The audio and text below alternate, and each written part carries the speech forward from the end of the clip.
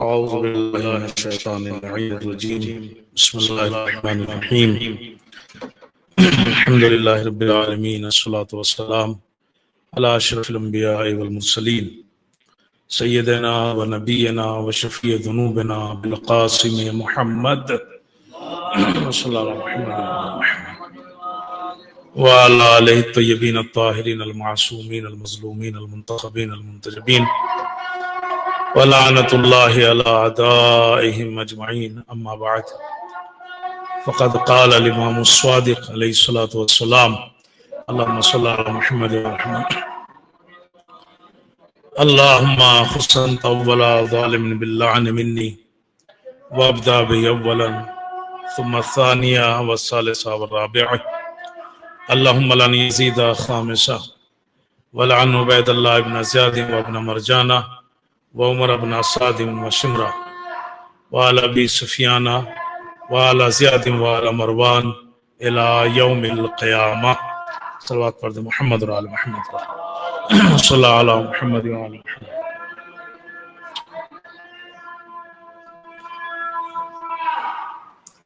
سب سے پہلے تو میں آج کی اس مبارک اور مسعود موقع کے اوپر آپ سب کو تبریک و تہنیت پیش کرتا ہوں اور ہم سب مبارکباد پیش کرتے ہیں امام زمانہ اجر اللہ تعالیٰ فرج الشریف کی خدمت میں.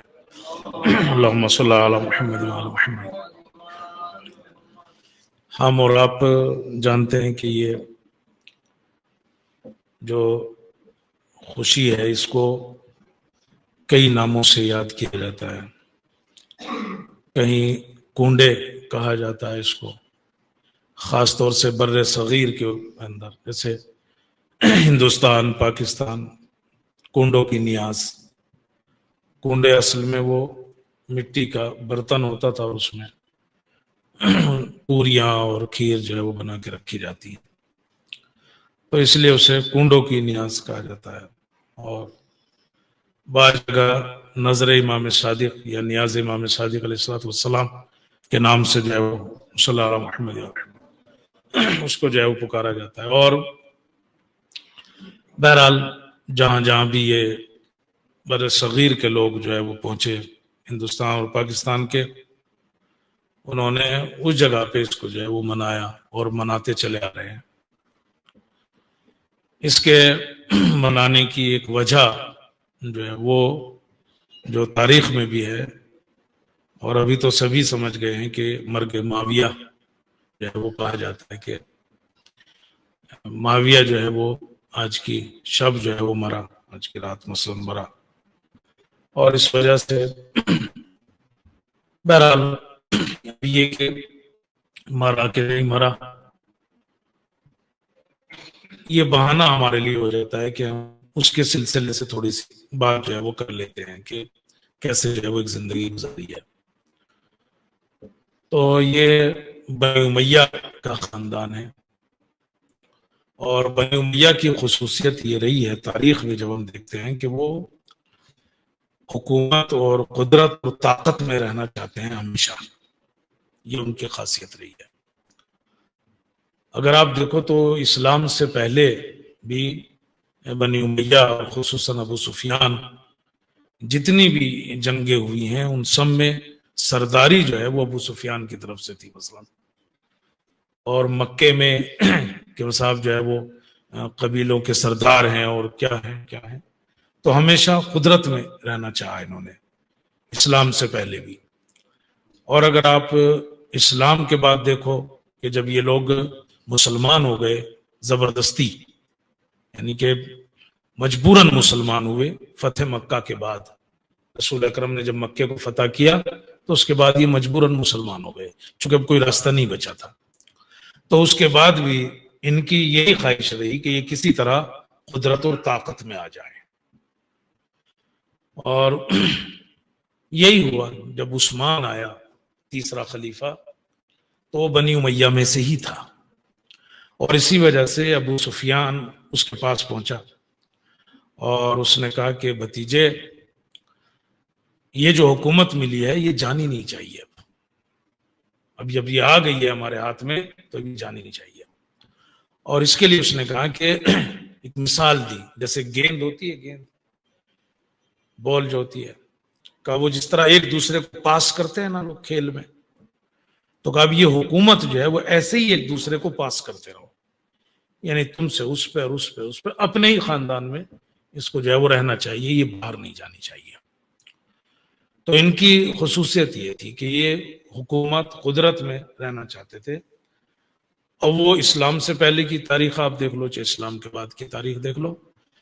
اور بنی امیہ میں سے ہی تھا معاویہ، اور اس کو یہ موقع مل گیا تھا عمر کے زمانے میں، جب یہ شام فتح ہوا تو اسی وقت سے یہ گورنر، پہلے اس کا بھائی رہا کچھ دنوں، وہ بیمار ہو گیا، مر گیا، اور اس کے بعد جو ہے وہ معاویہ کو جو ہے وہاں کا گورنر بنا دیا گیا، اور اس کے بعد سے شام کا علاقہ جو ہے اس کے قبضے میں تھا.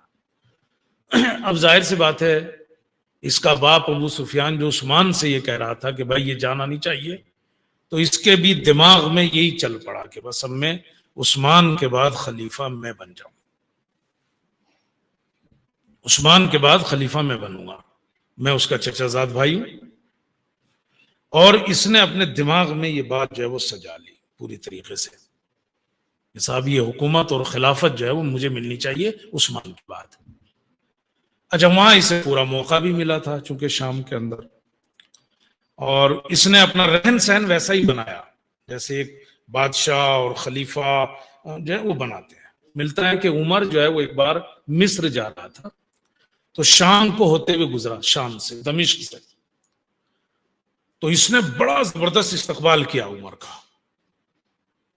تو عمر نے اس کو دیکھ کے کہا کہ ھذا کسر العرب، یہ عرب کا بادشاہ ہے. کسرا، قیصر و کسرا کہتے تھے نا، روم کا بادشاہ اور صاحب جو ادھر کا ایران کا بادشاہ. تو کہا ھذا کسر العرب، کہ یہ جو ہے وہ عرب کا بادشاہ ہے، یعنی گویا اس کا مطلب اس کا رہن سہن جو ہے وہ اسی وقت سے ایسا تھا کہ وہ جائے. لہذا اس نے وہ فیلڈنگ جما لی، میں اپنے لفظوں میں کہوں، ادھر رہ کے کہ مجھے ہی بننا ہے عثمان کے بعد. مگر اس نے بہت سارے آپشن اپنے سامنے رکھے اور ان پہ کام کرنا شروع کیا. اور سے سنیے گا آج کی بات، اس نے بہت سارے آپشن جو ہے وہ اپنے سامنے رکھے کہ عثمان کے بعد اسے آنا ہے. اب پہلا آپشن اس نے کیا اور کیسے اس نے جو ہے وہ قدم آگے بڑھائے خلافت کی طرف، حکومت کی طرف. اس نے شام کے لوگوں کو جاہل رکھا، پہلی چیز، یعنی ان تک اصلی اسلام نہیں پہنچنے دینا، یہ اس نے اپنا ٹارگیٹ بنا لیا، پہلا قدم اس نے اٹھایا. وہ چاہتا تھا کہ وہ اسلام ان تک پہنچے جو وہ چاہتا ہے، نبی والا اسلام نہیں، رسول والا اسلام نہیں، وہ والا اسلام جو اسے چاہیے، وہ والا اسلام چاہیے اس کو. اور اس کے لیے بڑا آسان تھا، چونکہ انہوں نے تو اسلام دیکھا ہی نہیں تھا. وہ جب مسلمان ہوئے تو یہی تھے، جب وہاں مسلمان ہوئے شام والے تو یہی تھا نا، اس کا بھائی تھا پہلے، پھر یہ تو مسئلہ، اور پھر یہی رہا. تو انہیں تو جو بھی اسلام بتایا جائے وہی ہوتا. اور اس کا اصل مقصد یہ تھا کہ اسلام، بس اس کے یہاں یہ بات بہت اہم تھی کہ خلیفہ یا حاکم جو بھی کہہ دے بس اس کو ماننا ہے. ایسا اسلام کہ خلیفہ حاکم جو بھی کہہ دے لوگوں کو ماننا ہے، بغیر چوں چرا اس کی بات کو جو ہے وہ تسلیم کرنا ہے. اب چاہے وہ خلیفہ یزید جیسا ہی کیوں نہ ہو. آپ دیکھو شام میں اس کے خلاف آواز نہیں اٹھی، کیوں؟ کیونکہ اس نے وہی اسلام دیا تھا نا انہیں. خلیفہ حاکم جو بھی کہے اسے بے چوں چرا ماننا، چاہے وہ کیسا بھی ہو، چاہے وہ یزید جیسا ہو. کیونکہ یزید جو ہے وہ تو معاویہ سے بھی بدتر تھا، اس لحاظ سے بدتر تھا، کلی بات نہیں کر رہا ہوں، اس لحاظ سے کہ کم سے کم معاویہ کبھی کبھی نماز تو پڑھ لیتا تھا، چاہے شراب پی کے پڑھ رہا ہو مثلا، مگر نماز تو پڑھ لیتا تھا. لیکن یزید تو یہ بھی نہیں کرتا تھا نا، وہ تو جو ظاہر چیزیں ہیں ان پہ بھی عمل نہیں کرتا تھا مثلا. مگر ان کو کیا پڑھایا گیا کہ نہیں بھائی، حاکم خلیفہ جو بھی ہوگا اس کی بات ماننا. تو اس نے کیا کام کیا؟ پہلا، وہاں کے لوگوں کو جاہل رکھا اصل اسلام سے، اور وہ اسلام پہنچایا اس نے جو وہ چاہتا تھا. اور اس کی اصل بنیاد یہ تھی کہ جو بھی حاکم اور خلیفہ کہے اسے جو مانو. اس نے کیا کیا اس کے لیے کہ صاحب جو ہے وہ انہیں اصل اسلام نہ پہنچے. شام کے لوگ عراق اور حجاز کے لوگوں سے رابطہ نہ رکھیں، یعنی ان سے ٹچ میں نہ رہیں۔ شام کے لوگ اگر عراق کے لوگوں سے ملیں گے تو وہاں تو بہرحال صحابہ ہیں، تابعین ہیں، اسلام جاننے والے ہیں، تو وہ لوگ نہ ملیں۔ حجاز مدینے کے لوگ، اس سے ملاقات نہ ہو ان کی، ایک چیز اس نے رکھی۔ دوسرے یہ کہ شام کے لوگ سفر کم کریں، ملک سے جو ہے باہر کم نکلیں، چونکہ ملک سے باہر نکلیں گے تو پھر لوگوں سے ملیں گے۔ تیسری چیز، اس نے محدثین کا، یعنی جو حدیثیں بیان کرتے ہیں رسول اکرم کی، ان کا اسلامی ملکوں سے آنا جو ہے اس پہ پابندی لگا دی۔ ہمیں نہیں چاہیے کوئی محدث اور رسول کی حدیث بیان کرنے والا ہمارے یہاں، چونکہ رسول کی حدیث بیان کریں گے تو اصل اسلام سامنے آئے گا۔ اچھا، رسول کی حدیث کو لکھنے کے اوپر اس نے پابندی لگا دی تاکہ وہ بھی ایسا کوئی ڈاکومنٹ جو ہے ان کے پاس جو ہے وہ نہ رہے، لہذا اس نے کیا کیا، یہ سارے کام کیے۔ اور اگر کوئی ایسا با اثر صحابی یا کوئی آدمی شام میں آ جائے کہ جس کی وجہ سے لوگوں کے اوپر ایک اثر پڑے، اس نے کہا اس کو نہیں آنا ہے۔ مثلا جناب ابوذر، جناب ابوذر کو عثمان نے کیا کیا، شام تبعید کر دیا تھا، یعنی وہاں سے نکال کے مدینے سے شام بھیج دیا۔ جناب ابوذر تو جیسے جانتے ویسے ہی وہاں اس کے محل کے دروازے پہ کھڑے ہو کے کہنے لگے، اے لے بھائی، رسول نے اس طرح رہنے کو کہا تھا جس طرح یہ رہ رہا ہے، اس طرح کہا تھا رسول نے مال کو جمع کرنے کو جیسے یہ کر رہا ہے۔ اور انہوں نے بہت سی چیزوں پہ اعتراض کیا۔ اس نے، معاویہ نے فوراً لکھا عثمان کو، بھائی ان کو بلاؤ یہاں سے ہٹاؤ۔ یا اسی طرح سے کچھ قاریان قرآن کو عثمان نے جو ہے وہ تبعید کر دیا شام وہیں پہ، تو ان سے بھی اس کا جھگڑا ہوا کہ نہیں بھائی تم یہاں سے جاؤ۔ تو کیا کیا اس نے، اصلی، پہلی چیز، اصلی اسلام، حقیقی اسلام، نبوی اسلام شام کے لوگوں تک نہیں پہنچنے دیا۔ اس نے وہ اسلام پہنچایا جو وہ چاہتا تھا، اور اس کی اصل بنیاد کیا تھی کہ خلیفہ جو کہے اسے مانو، یہی اسلام ہے۔ بس ظاہر کی دو چیزیں۔ اب بتائیں، جانتے اس کا اثر کیا ہوا؟ اس کا اثر یہ ہوا کہ اب لوگوں کو بس ایک چیز پکڑ لی انہوں نے، تو بس اس کی تائید، اس کی بات ماننا ہے، خلیفہ کی بات ماننا ہے، حاکم کی بات ماننا ہے، اور وہی اصل اسلام ہے۔ نتیجہ کیا ہوا؟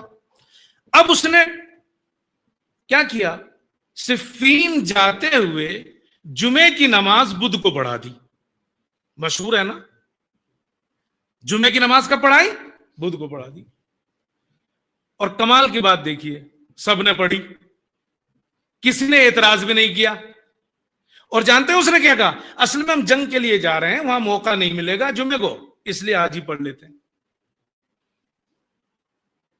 اور لوگوں نے یہ بات جو ہے وہ مان لی کہ صاحب اب یہ کہہ رہا ہے تو اس کا مطلب اب حاکم جو کہہ رہا ہے اسے جو ہے وہ تسلیم کر لو، اس کا مطلب یہ ہوا۔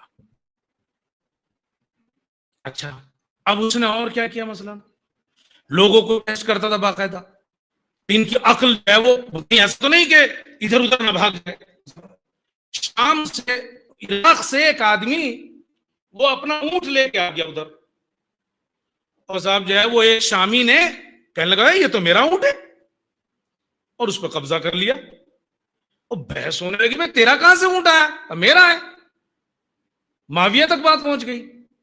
شام کا وہ آدمی گواہ لے آیا 40 کہ اونٹ میرا ہے۔ معاویہ نے گواہ دیکھے اور دیکھ کے کہا کہ بھائی ٹھیک ہے، اونٹ تیرا ہی ہے، دے کے لے جا۔ وہ لے گیا تو اس عراقی نے کہا کہ بھائی یہ اونٹ نہیں ہے، یہ اونٹنی ہے، یہ اونٹ نہیں ہے، یہ اونٹنی ہے۔ اور تو نے جو ہے صاحب جو اونٹ فیصلہ کر دیا، عجیب آدمی ہو۔ کہنے لگا چپ رہو، کتنے کا تھا؟ کہا اتنے کا۔ کہا اس سے زیادہ لو، اس سے زیادہ لو۔ لیکن تمہیں پتا ہے یہاں اگر میں اونٹنی کو اونٹ کہوں اور اونٹ کو اونٹنی کہوں تو جو میں کہوں گا وہی ہوگا۔ اور سنو، ایک پیغام علی کو دے دینا، اور کہا ان کو یہ پیغام دینا کہ میرے پاس ایسے 1,00,000 لوگ ہیں جو آپ سے لڑنے کے لیے تیار ہیں، جنہیں اونٹ اور اونٹنی کا فرق نہیں پتا۔ میرے پاس ایسے 1,00,000 لوگ ہیں، تو کیا آپ مجھ سے لڑو گے؟ آپ یعنی گویا اندھے ہیں وہ میرے لیے، جو میں کہوں گا وہ مانیں گے وہ۔ تو اس نے اصل اسلام سے لوگوں کو دور رکھا۔ اثرات کیا ہوئے؟ جمعے کی نماز بدھ کو پڑھا دی، کوئی بات نہیں، اونٹ ہے اونٹنی ہے، اونٹ کو اونٹنی، کوئی بات نہیں، جو حاکم نے کہہ دیا بس خلیفہ نے کہہ دیا، بات ختم ہو گئی. اچھا جب صفین کا موقع آیا، امیر المومنین سے جنگ کے لیے نکلنے لگا، تو اس نے کہا یار ایک بار ٹیسٹ تو کر دو ان لوگ کو. عمرو عاص سے کہا ایسا نہ ہو کہ وہاں جا کے گڑبڑا دیں. تو اب جو ہے وہ بات طے ہو گئی، کیسے ٹیسٹ کریں کہ یہ لوگ ہماری بات پوری مان لیں. اس عمرو عاص نے کہا آج سے اعلان کر دو کہ جو بھی کدو کھائے وہ اسے ذبح کر کے کھائے. کدو جانتے نا، دودھی کا، جو بھی اسے کھائے آج سے ذبح کر کے کھائے. اس نے کہا مطلب یہ ہے کہ اگر لوگوں نے مان لیا بغیر کسی سوال کے تو سمجھو تیری فل اطاعت ہے، اور اگر نہیں مانا تو گڑبڑ ہوگی. تو کہا اچھا. اگلے دن معاویہ نے اعلان کر دیا کہ آج کے بعد سے جب بھی کوئی کدو کھائے تو اسے ذبح کر کے کھائے. اور لوگوں نے کدو کو ذبح کر کے کھانا شروع کر دیا. اس نے کہا اب معاملہ یعنی گویا یہاں تک فٹ ہے. یہ خبر عراق پہنچی، امیر المومنین کو کسی نے بتائی یا علی وہ لوگ کدو کو ذبح کر کے کھا رہے. آپ نے کہا بھائی دھیان رکھو شیطان تمہاری عقل کو خراب نہ کر دے. تو جانتے ہیں معاویہ نے کیا کیا؟ معاویہ نے پہلا کام یہ کیا کہ اصل اسلام سے لوگوں کو دور کر دیا. اس نے وہی اسلام دکھایا جو وہ دکھانا چاہتا تھا، اور اس اسلام کی اصل یہ تھی کہ حاکم اور خلیفہ جو کہے اسے آمنا و صدقنا و اطعنا جو ہے وہ ہے اس میں، بس ہمیں اس کی اطاعت کرنی ہے، بات ختم. تو ایک اصول تو اس نے یہ رکھ دیا. ابھی دیکھیے اس نے حکومت تک جانے کے لیے کتنے قدم اٹھائے ہیں. یہ ایسے نہیں یہ معاملات ہوئے، یہ اس کے قدم اٹھائے ہوئے. دوسرا قدم اس نے جو اٹھایا، چونکہ اسے لگ رہا تھا کہ یار ٹھیک ہے یہ سب میری بات تو مان لیں گے، لیکن اگر علی سامنے آ گئے تو عثمان کے بعد ایک آپشن تو تھا نا کہ اگر عثمان کے بعد امیر المومنین کو خلافت ملی تو اس نے کہا کہ اس کے لیے بھی اس نے قدم اٹھائے. کیا قدم اٹھائے اس نے شروع کیا دوسرا اصول، امیر المومنین کی شخصیت اور ان کے کردار کو جو ہے وہ خراب کرنا شروع کر دیا اس نے، تاکہ ابھی سے لوگوں کے ذہن کو کیا کرے، ان کے خلاف جو ہے وہ بھڑکانا شروع کرے، اور ان کی چھوی گویا اور ان کی جو حیثیت ہے وہ لوگوں کے دلوں میں سے اتار دے کہ بھائی وہ تو اس ٹائپ کے. کیا مثلا کیا کیا اس نے امیر المومنین کی شخصیت کو خراب کرنے کے لیے؟ اس نے جو ہے وہ کیا کیا؟ مثلا پہلی چیز، اب چیزیں تو بہت ہیں، مثلا کہ صاحب علی نماز نہیں پڑھتے. علی نماز نہیں پڑھتے. ہشام بن عتبہ صفین کے موقع پر معاویہ کی فوج کی طرف گئے تو ایک جوان نکل کے آیا قبیلے غسان سے، اور وہ رجز پڑھ رہا تھا علی ہیں وہ قاتل عثمان ہیں اور ہمیں ان کے خون کا جو بدلہ لینا ہے. تو ہشام بن عتبہ نے اس سے کہا کہ بھائی یہ تم کیا کہہ رہے ہو؟ اس نے کہا نہیں میں اپنے عقیدے کی وجہ سے یہاں لڑنے آیا ہوں علی سے. کہا کیا ہے تیرا عقیدہ؟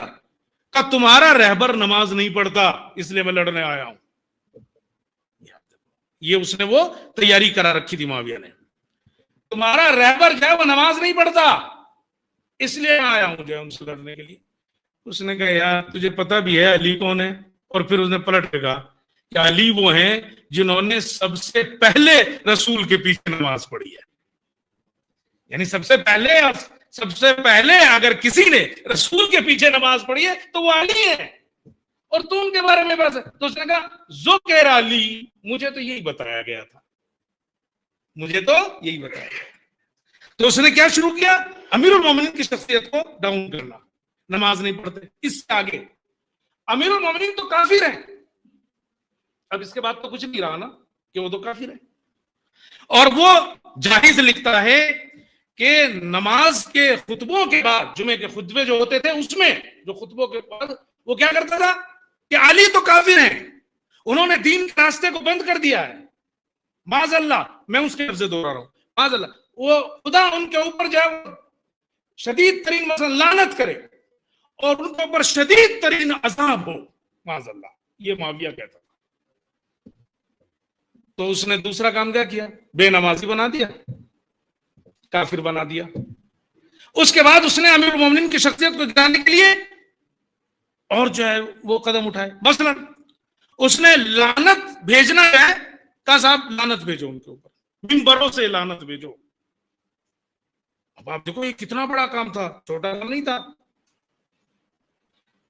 تمام گورنروں کو 2 حکم دیے, جہاں شیعہ ملے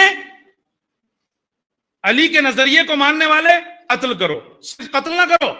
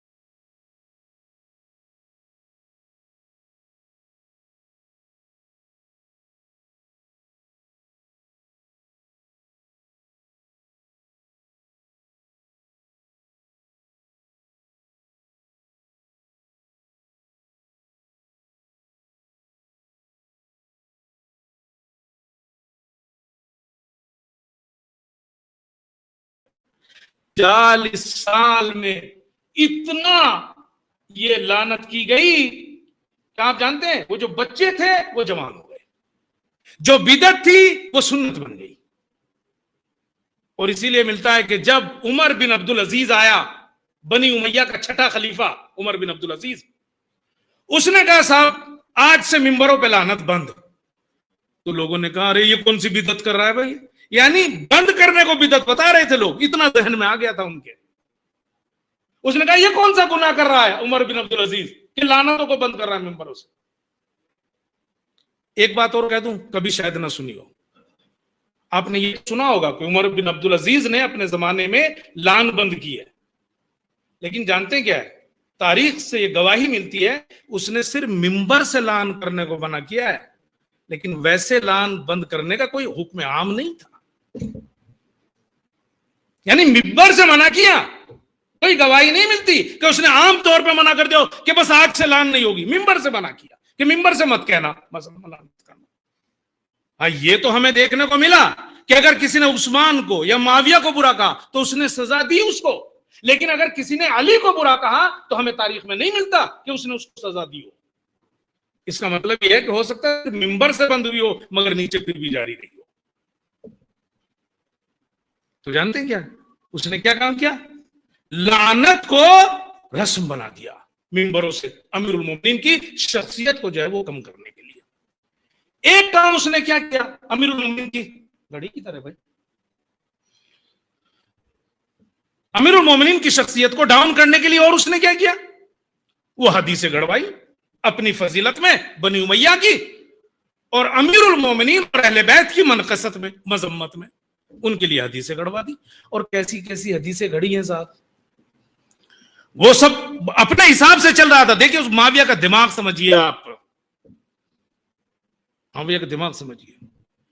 چوتھے امام سے زہری نے ایک حدیث گھڑی, زہری فقیہ تھا چوتھے امام کے زمانے میں, اس نے امام سجاد سے ایک حدیث گھڑی. اس نے کہا کہ امام نے کہا کہ میں نے سنا اپنے بابا سے اور انہوں نے سنا اپنے بابا سے, یعنی امام علی سے. اور کیا سنا, کہ ایک دن رسول اکرم ہمارے گھر آئے ہوئے تھے, یعنی امیر المومنین کہہ رہے ہیں, اور انہوں نے مجھ سے کہا علی نماز نہیں پڑھو گے. دیکھیے تو کہا, امیر المومنین نے پلٹ کے کہا ہمارے جو نفس ہے نا وہ اللہ کے قبضے میں ہے, اگر وہ بیدار کرے گا اٹھائے گا تو ٹھیک. کہ رسول اکرم نے کچھ کہا تو نہیں مگر افسوس میں ہاتھ مارا اپنے ران کے اوپر اور چلے گئے نکل کے. کیا سمجھانا چاہا اس سے, یعنی علی نماز نہیں پڑھتے تھے, رسول نے کہا بھی تو کہا بھائی اللہ کے اوپر ہے, وہ ہمیں اٹھا دے گا تو پڑھ لیں گے مسئلہ. تو اس نے کیا کیا, حدیثیں جو ہے وہ گھڑوانا شروع کی, اور کیسی کیسی مثلاً جو ہے حدیثیں گھڑی. مسعودی لکھتا ہے کہ جریر نامی ایک آدمی کہتا ہے کہ میں ایک آدمی کے ساتھ سفر کر رہا تھا, وہ مسلسل علی کو برا کہہ رہا تھا, تو میں نے کہا بھائی کیا ہوا, کہے جا رہا ہے. تو اس نے پھر پلٹ کے کہا کہ جانتے ہو رسول اکرم کی ایک حدیث ہے علی کے لیے, یا علی انت منی بمنزلۃ ہارون من موسیٰ. ہاں کہا یہ حدیث صحیح ہے, لیکن سننے والے سے غلطی ہوئی ہے. کہا کیا غلطی ہوئی ہے؟ کہا حدیث اصل میں یوں ہے, یا علی انت منی بمکان قارون من موسیٰ, یعنی موسیٰ کے لیے جو قارون تھے ایسے علی جو ہے وہ میرے لیے معاذ اللہ. اب جو قارون کو سمجھتے ہیں نا وہ سمجھیں گے. اس نے کہا بھائی یہ تو نے کہاں سے سنا؟ اس نے کہا میں نے ولید بن عبد الملک سے منبر سے یہ بات سنی. اس نے کہا حدیث ایسے نہیں تھی, ایسے تھی.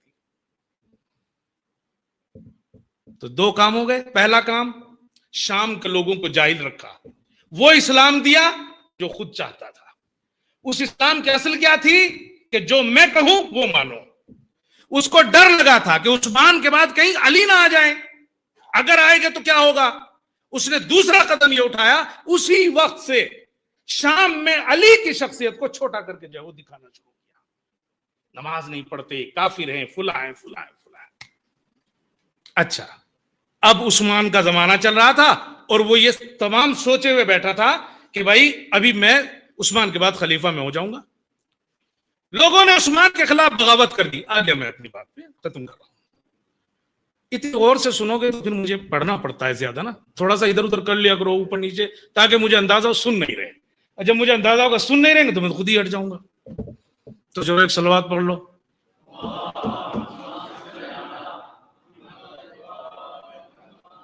میں جو اس سے آپ کو سنا رہا ہوں نا, اگر آپ کے ذہن میں بیٹھ گئے. اب ہوا کیا, عثمان کا زمانہ آخر, مدینے کے لوگوں نے بغاوت کر دی عثمان کے خلاف, اور نوبت یہاں تک آئی کہ اسے قتل کرنے کا نمبر آ گیا کہ بھائی لوگ قتل کر دیں گے. عثمان نے خط لکھا معاویہ کو, بھائی جلدی سے فوج بھیج, چونکہ معاویہ بہرحال بنی امیہ میں سے تھا. ایک بات, پھر دوسرے یہ کہ اس کا رشتہ دار بھی ہوتا تھا, اس کے پاس فوج بھی تھی. مدینہ خلاف ہو گیا. اس نے کہا فوج بھیج.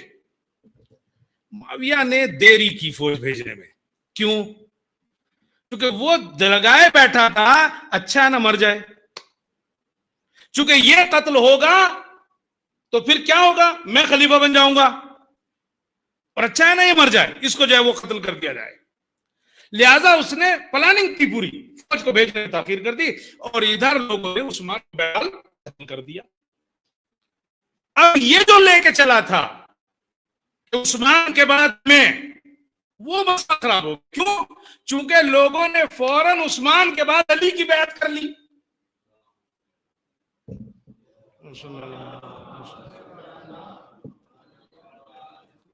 لوگوں نے کیا کیا, امیر المومنین کی بیعت کر لی. اب یہ تو پہلے ہی سے سوچ کے بیٹھا تھا نا کہ یہ ہو سکتا ہے,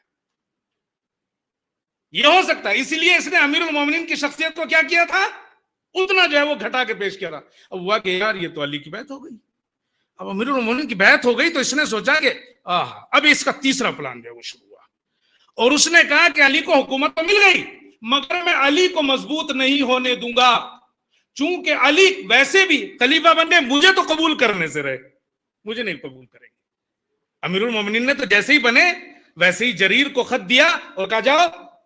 اس کے بعد پہلی بات تو یہ کہ معاویہ سے کوئی میری بیعت کرے, اور پھر اس کو ہٹانے کا مسئلہ آیا.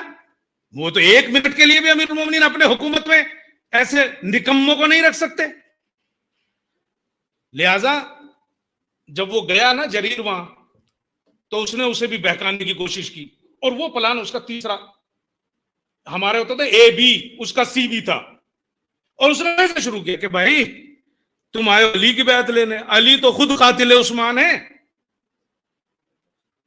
اور اس نے ایک دو آدمی بلائے, ان سے مباحثہ کروایا, پھر کچھ گواہ لے آیا اور کہا صاحب علی تو قاتل عثمان ہے. اور اب اس نے یہ پروپیگنڈا اٹھا لیا کہ قتل عثمان کا بدلہ لیں گے, عثمان مظلوم مرا ہے, علی خلیفہ بن گئے, علی جو ہے انہیں ہمارے حوالے کریں جنہوں نے قتل کیا ہے, بلکہ علی بھی ان کو جو ہے وہ شہ دے رہے تھے. اور یہ پروپیگنڈا شروع ہوا. اب اس نے جیسے جریر کو اپنے اس میں کر لیا, اس نے بعد میں معاویہ کے لیے بڑا کام کیا. اچھا اس نے کہا ایسے کام نہیں چلنے والا, گھر میں سیند لگائے رسول کے, اور گھر میں صحت کہاں لگائی؟ عائشہ کو پکڑ لیا، اور آج آن لائن مت رکھنا بھائی، کٹ کر دے اس کو۔ اس نے کیا کیا؟ ام المومنین عائشہ کو جو ہے وہ پکڑ لیا، چونکہ وہ علی سے حسد رکھتی تھی، اور کہا کہ بھائی اگر علی بن گئے نا اور رہ گئے تو تیرا بھی کام خراب ہو جائے گا، تیرا بھی کام خراب ہوگا، لہذا کہا کہ تم جو ہے وہ میرا ساتھ دو، اور وہ کہے میں کہ ہمیں قاتلان عثمان سے جو ہے وہ بدلہ جو ہے وہ لینا ہے۔ تو عائشہ آ گئی۔ علی کیسے کمزور ہوئے؟ کچھ لوگ داماد اور بیوی بے رسول کی کس کا ساتھ دیں؟ کچھ لوگ ام المومنین کی طرف چلے گئے، کچھ امیر المومنین کی طرف آ گئے۔ امیر المومنین کمزور ہو گئے نا، وہ یہی چاہتا تھا ایک بات۔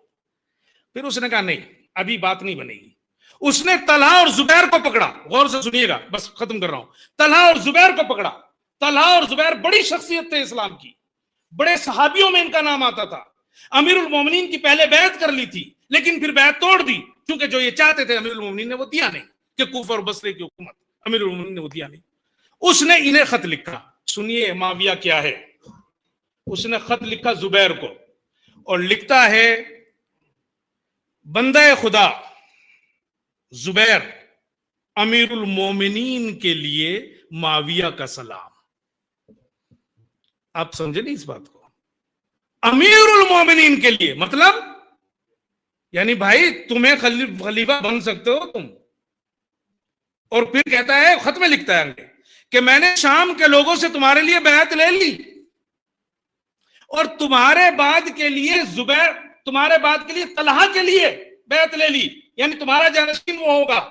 یعنی اس کے دماغ میں ڈال دیا خلیفہ تم بنو گے، مگر اس کے لیے کرنا کیا ہوگا؟ اس کے لیے کرنا یہ ہے کہ بصرہ اور کوفہ اسے جانے نہ دینا علی کے ہاتھ میں، ان کے مقابل میں آ کے کھڑے ہو جاؤ۔ اور وہی ہوا۔ عائشہ، طلحہ، زبیر اور یہ وہ لوگ جو علی کے مخالفین تھے، یہ سب جنگ جمل کی صورت میں جو ہے وہ بصرے میں آ کے جو ہے وہ کھڑے ہو گئے علی کے مقابلے کے اوپر۔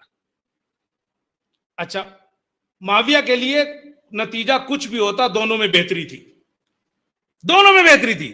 مثلا اگر علی جنگ جیت گئے پھر بھی کمزور ہوئے، فوج کمزور ہو گئی۔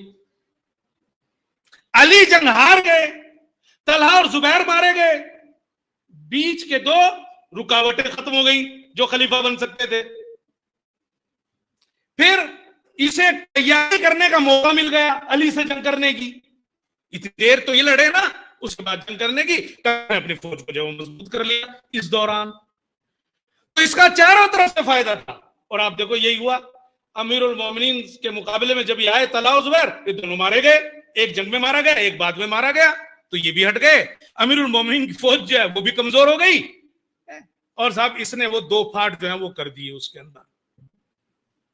تو یہ کہاں سے لے کے چلا تھا؟ آپ دیکھیے، جاہل رکھنا، امیر المومنین کی شخصیت کو گرانا، اور اب اس نے وہ امیر المومنین سے جنگ کے لیے صفین کے لیے لشکر لے کے آیا، اور وہ وہی لوگ تھے جو امیر المومنین کو کچھ سمجھتے ہی نہیں تھے، اور ان کے سامنے لا کے جو وہ کھڑا کر دیا اس نے۔ اور ایک وقت وہ آیا کہ جب حقین کا مسئلہ سامنے آیا جنگ صفین میں، تو اس نے ان میں بھی دو پھاٹ کر دیے جو علی کے ساتھ تھے۔ قرآن کی بات مان لو، یہ تو قرآن لے کے آیا ہے، امیر المومنین منع کرتے رہے، ارے بھائی یہ قرآن نہیں ہے، یہ جزدان میں پتھر ہیں جو ان پہ لٹکے ہوئے ہیں، تم میری بات سنو نا جو میں کہہ رہا ہوں۔ جو علی کے ساتھی تھے وہی تلوار لے کے کھڑے ہو گئے، اگر نہیں مانو گے تو ہم آپ کو قتل کر دیں گے۔ اور وہ حکمین ہوئی، ابو موسیٰ اشعری اور عمر عاص کے درمیان میں بحث ہوئی، اور عمر عاص تو بہت چالاک تھا، اس نے اس کو بیوقوف بنا دیا دڑیل کو، اور پھر جو ہے وہ معاویہ جو ہے وہ خلیفہ ہو گیا ایک بڑے حصے کے اوپر، اور اس طرح اس نے امیر المومنین کو کمزور کر دیا، ایک چھوٹی سی جگہ پہ خلیفہ بن گیا امیر المومنین۔ عراق کا ایک چھوٹا سا حصہ ان کے قبضے میں رہا، ورنہ پھر تو یہ شام اور یہ سارے علاقے میں اس کا جو ہے۔ تو اس نے شخصیت کو بھی کمزور کیا، اور اب جب دیکھا کہ علی کی شخصیت کمزور ہو گئی ہے بالکل، اور اب اس نے فزیکی طور پر جو ہے وہ امیر المومنین کو ہٹا دیا۔ پہلے شخصیت کو کمزور کیا، اور اس کے بعد کیا کیا؟ اس کے بعد ابن ملجم کے ذریعے سے امیر المومنین کو جو ہے وہ شہید کرا دیا، اور پھر جو ہے وہ کلی طور کے اوپر جو ہے وہ خلیفہ بن گیا۔ یہ ہے معاویہ۔ آج ہم کہتے ہیں کہ صاحب یہ لوگ 20 سال کی سوچتے ہیں، 30 سال کی سوچتے ہیں، اس کو دیکھو آپ، وہ کہاں کی سوچ کے بیٹھا ہوا تھا کہ پہلے شام کے لوگوں کو جاہل رکھا، امیر المومنین کی شخصیت کو ان کے نزدیک جو وہ خراب کیا، اور پھر بعد کے آپشن کے لیے امیر المومنین اگر آ گئے تو انہیں اتنا کمزور کر دیا، یہاں تک کہ ان کو جو وہ شہید جو وہ کرا دیا۔ اب آپ سے بس ایک جملہ کہہ کے اجازت چاہتا ہوں، کیا ایسے معاویہ پہ لعنت نہ بھیجیں تو آرتی اتارے اس کی؟ اب آپ کہو گے یہ آرتی کیوں گایا آپ نے؟ تاکہ آپ کو ایک نیا پن سا لگے۔ ان اللہ و ملائکتہ یصلون علی النبی یا ایھا الذین آمنوا صلوا علیہ وسلموا تسلیما۔